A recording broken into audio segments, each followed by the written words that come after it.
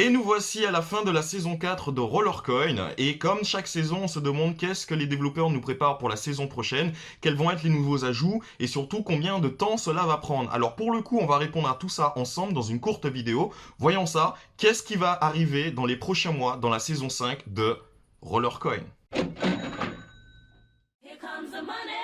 Here we go. Money talk. Here comes the money.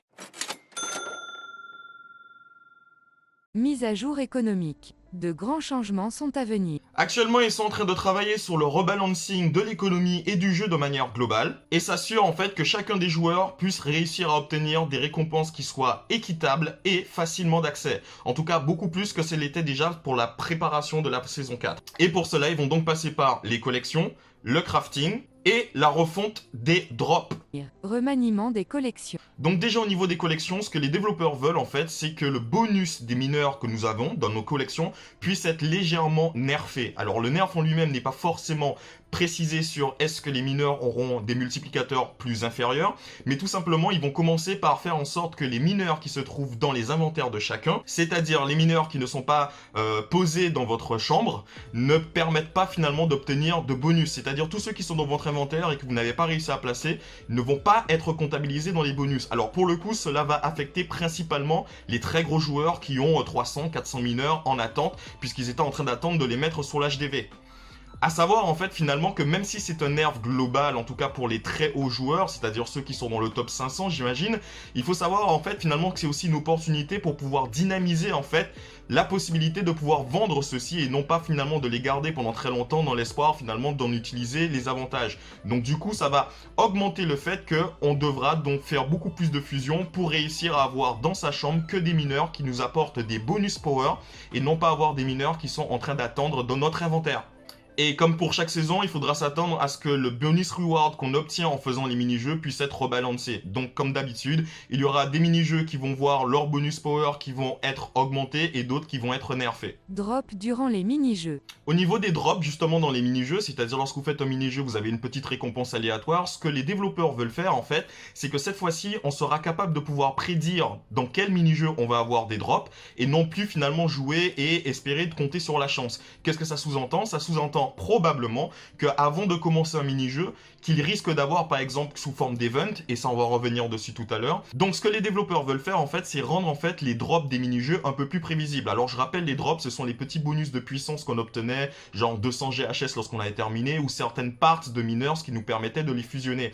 Alors ils n'ont pas expliqué exactement comment ils vont réussir à l'implémenter, mais on sous-entend en tout cas que ça sera quelque chose sous forme de mini-event, ça peut être semestriel comme ça peut être journalier, qui dit que par exemple X, Y et Z mini-jeux, à chaque fois que vous allez réussir un jeu dans celui-ci, soit les chances de drop d'une certaine part ou d'un certain bonus seront augmentées, ou tout simplement, à chaque fois que vous allez réussir ce mini-jeu à partir d'un certain niveau de puissance, ou je vais dire plutôt un certain niveau de difficulté, que vous avez par exemple 100% de chance de récupérer X ou Y récompense. Alors celle-ci évidemment, si c'est du 100%, elle risque d'être nerfée, on aura plus de 200 GHS mais peut-être 50, et ainsi de suite. Finalement, à voir, mais en tout cas, ça prévoit du très bon, puisque ça va dynamiser finalement quels sont les mini-jeux qu'on va faire, et on va peut-être s'orienter vers les mini-jeux qui vont octroyer de manière sûre en fait des récompenses que nous savons déjà, et se focaliser notamment plus facilement sur ce dont nous avons besoin. Voilà. Crafting 2.0. Pour le crafting, en fait, on va donc avoir un rework de la manière dont celui-ci va être display. Ça va être un petit peu plus facilement lisible, un peu plus facilement possible pour nous de pouvoir comprendre comment réussir à crafter et à upgrader nos mineurs. En plus de cela, ils ont prévu donc de rajouter des parts. Donc, est-ce que ça va être, on avait déjà le fan, le wire et le hashboard, peut-être qu'ils vont rajouter de nouvelles parts. Ça, on le verra en soi. Mais cependant, la chose la plus importante, c'est qu'ils ont dit comme quoi qu'ils vont augmenter le bonus qui est octroyé des fusions. C'est-à-dire les personnes qui vont merger deux mineurs ensemble pour avoir 2 étoiles, 3 étoiles ou plus, en fait, le bonus qui va être attribué par ces mineurs sera augmenté de manière à ce que ça soit raccord avec ce qu'ils avaient prévu de faire, c'est-à-dire de faire en sorte que seuls les mineurs qui sont dans notre chambre comptent et non pas ceux qui sont dans notre inventaire. Marketplace. Quand s'y attendre et à quoi cela ressemblera? Au niveau de la marketplace, évidemment, ça fait maintenant 1 an et demi qu'on nous la promet. Comme chaque saison, en fait, finalement, elle est soit repoussée ou finalement annulée, peu importe. En tout cas, cette fois-ci, on a de nouveau la promesse qu'à la saison 5, nous aurons donc le marketplace. Et on a déjà la possibilité de voir un petit avantage et on a déjà donc la possibilité de pouvoir déjà avoir une preview sur ce à quoi ça va ressembler. Donc comme on peut le voir, on aura des statistiques au niveau du nombre de sales qui ont déjà été faites, le nombre d'items qui ont été vendus.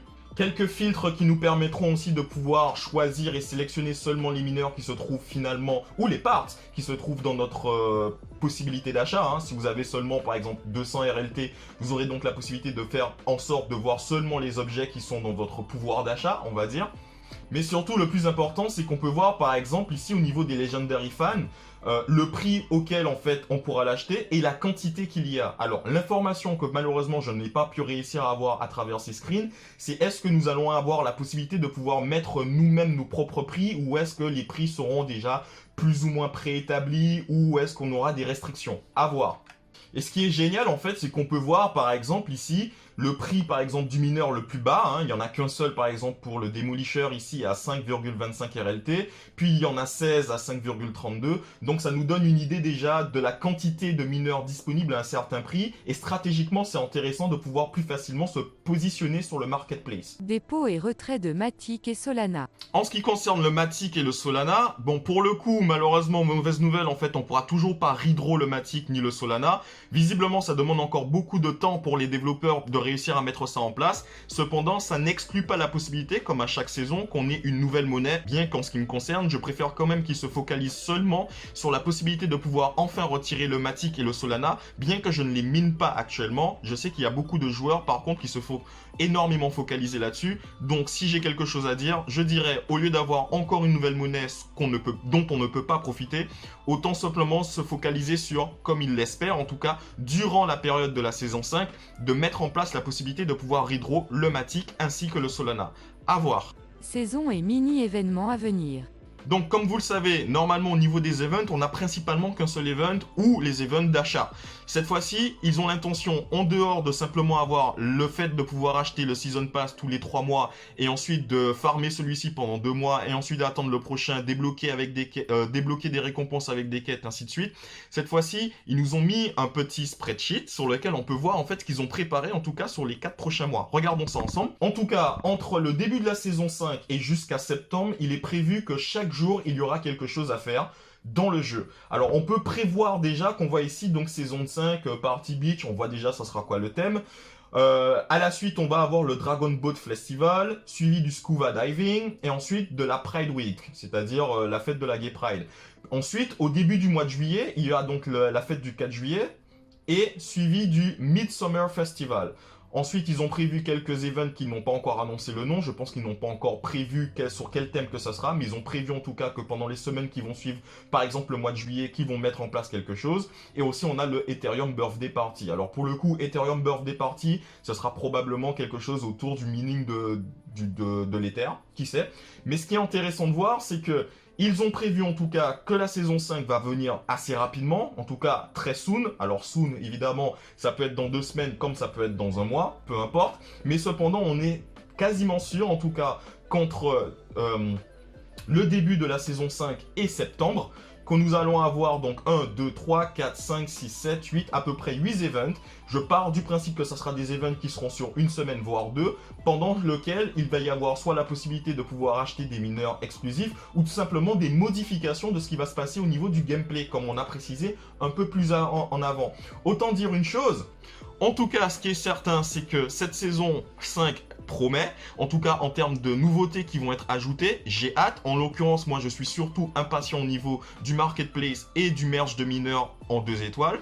Et surtout, cette fois-ci, on aura donc la possibilité de pouvoir jouer et d'être intéressé sur le jeu pendant une plus longue période. Alors, est-ce que ça va être toujours aussi rentable? Est-ce qu'il va y avoir un nerf vis-à-vis de ça? Ça, on va le découvrir, mais visiblement, ça sera relativement assez tôt. Donc, on reste ensemble. Je vous conseille donc de suivre cette chaîne, de vous abonner, de laisser un commentaire si vous avez des questions. N'hésitez pas non plus à aller sur les réseaux sociaux de Rollercoin pour pouvoir prendre des nouvelles, en tout cas, même si elles sont... On se retrouve très prochainement, justement, dans quelques jours, puisque la saison est presque finie, où est-ce que je vais faire donc une analyse de ce qui s'est passé pour moi sur mon compte durant tout le compte durant tout le déroulement de la saison 4, où est-ce que j'en étais au niveau de mon hash power, où est-ce que j'en suis maintenant, et quelle est la stratégie que je vais peut-être apporter dans le futur. Et pour le coup, n'hésitez pas à vous abonner à cette chaîne, on continue à faire du contenu sur Rollercoin, on se revoit très bientôt sur cette même chaîne, c'était Razios, et surtout, prenez soin de vous, et attention, les vacances arrivent bientôt. Et je vous invite à ne pas oublier de vous abonner les gars, nous sommes à 874, bientôt les 1000, je compte sur vous.